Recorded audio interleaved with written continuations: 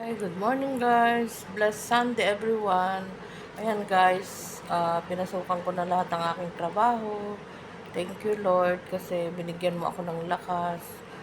So I think guys, this is 3 days now na pinapasukan ko na lahat ng aking trabaho. So thanks God. Everything okay naman.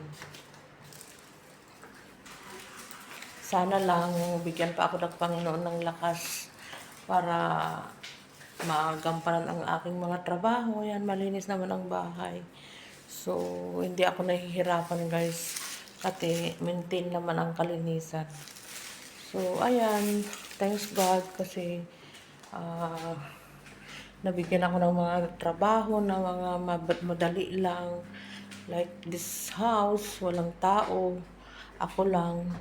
So, ayan, maintain lang guys ang ginagawa ko. Punas-punas, map, hindi naman siya marumi. Kaya ayan, pasalamat talaga ako guys. Kasi ang bait ng Panginoon na binibigyan niya ako ng mga ganitong trabaho. Madali lang, tapos walang tao.